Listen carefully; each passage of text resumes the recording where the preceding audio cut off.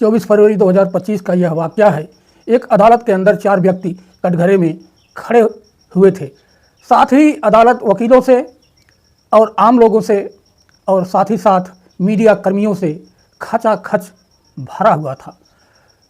सभी की निगाहें लगी हुई थी, उन चारों व्यक्तियों को देख रही थी जो कटघरे में खड़े थे। फिर या तो वो जज साहब की तरफ देख रहे थे।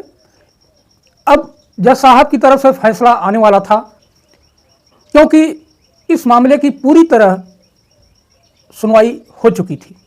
अब सिर्फ रिजल्ट का इंतज़ार था। जैसे ही जज साहब, स्पेशल कोर्ट के जो जज होते हैं, जज साहब होते हैं बरेली एंटी करप्शन कोर्ट के सुरेश कुमार गुप्ता, इन्होंने अपना फैसला जैसे ही सुनाया, फैसला सुनते ही वह चारों लोग जो होते हैं, जो कटघरे में खड़े थे, वह फूट फूट कर रोने लगते हैं।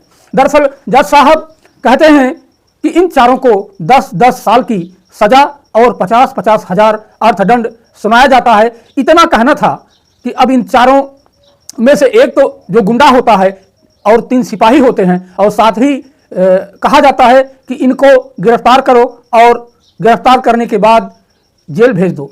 इनमें से 2 तरह के संदेश थे जो सोशल मीडिया पर तैरने लगते हैं, जाने लगते हैं। दरअसल एक संदेश यह था कि कानून सभी के लिए बराबर होता है, चाहे वह वर्दी में हो या फिर बिना वर्दी के हों, आम हो या खास हो। और दूसरा यह संदेश भी जा रहा था कि अपने अधिकारियों के प्रति उनको अच्छा व्यवहार रखना चाहिए था, गलत नहीं करना चाहिए था। आखिर ऐसा क्या मामला था कि वो सिपाही फूट फूट कर रोने लगते हैं? क्यों उनको सजा दी गई? क्या इस कहानी के पीछे की पूरी कहानी क्या है?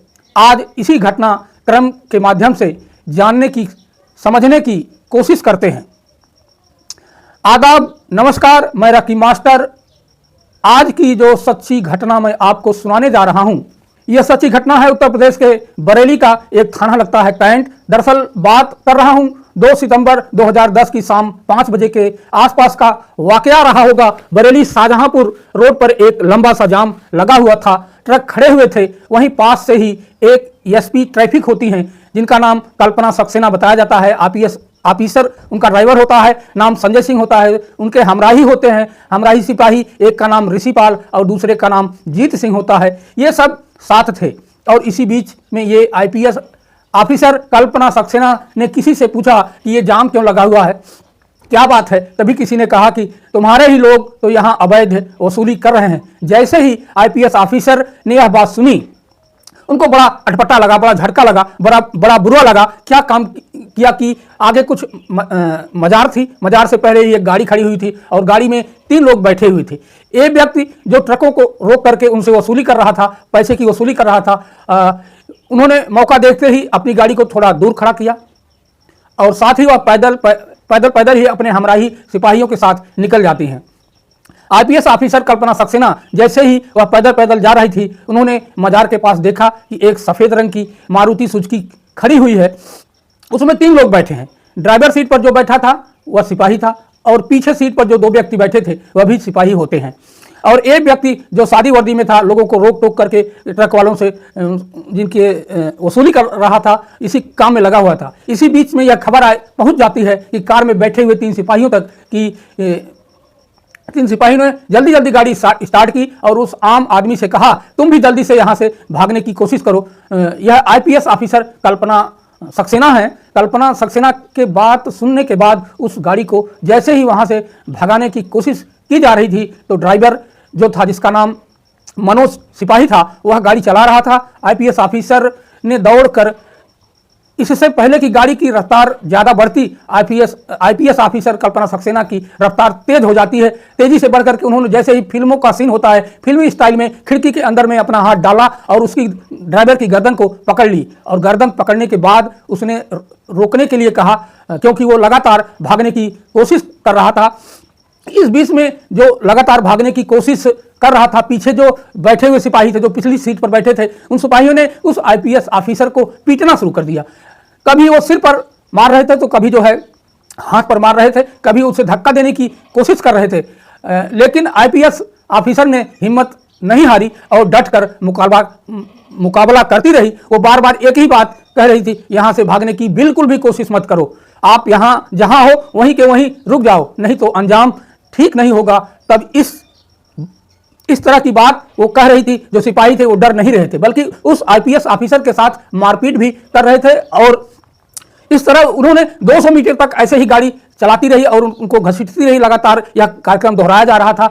हद तो तब हो जाती है जब आईपीएस ऑफिसर को उस गाड़ी से कुचलने की पूरी कोशिश की गई थी, लेकिन आईपीएस ऑफिसर ने किसी तरकीब से कूद करके वहां से अपने आप को उससे अलग हट करके अपनी जान बचाई। और जब गिरती हैं तो वह गंभीर रूप से घायल हो जाती हैं।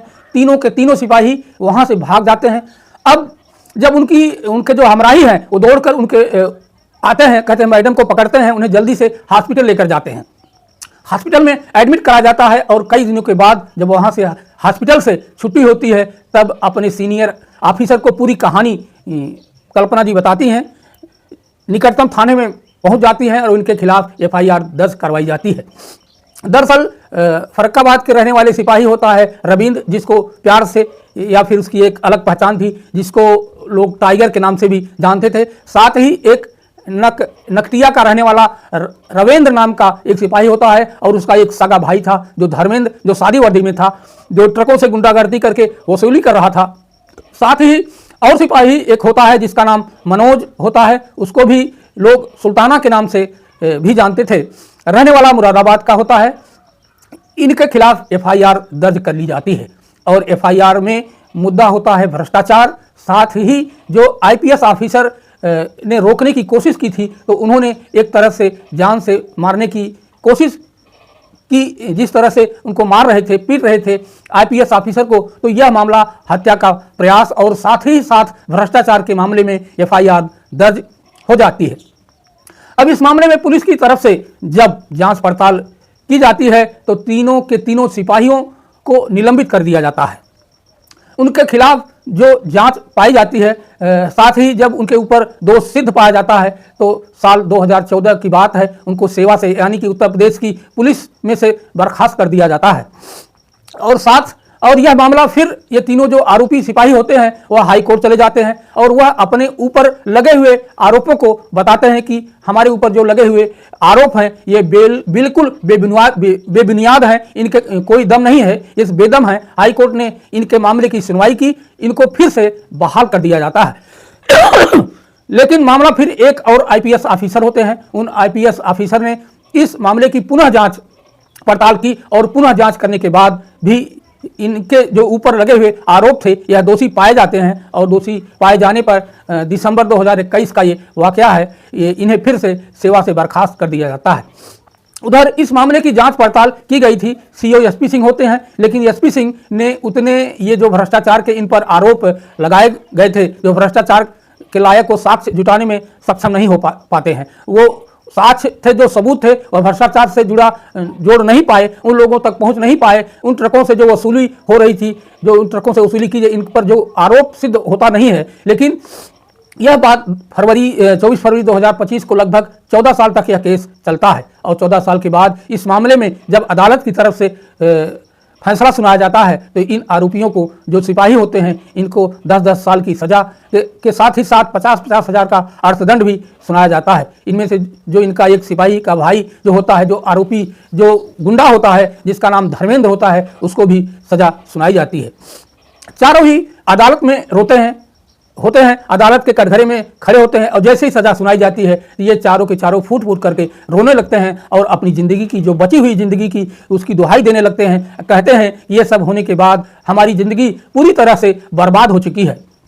अब इसी बीच में अखबार वाले, जो मीडिया वाले होते हैं, उन्होंने इनका फ़ोटो लिया और जब इनको पुलिस वालों ने ही पुलिस वाले को गिरफ्तार करके जेल भेजा तो यह मामला सुर्खियां बन जाती हैं, अखबारों में हेडलाइन बन जाती हैं, हर जगह इस खबर की चर्चा होने लगती है और अब हर कोई इस कहानी के बारे में जानने में जुट जाता है कि आखिरकार ऐसा क्या था।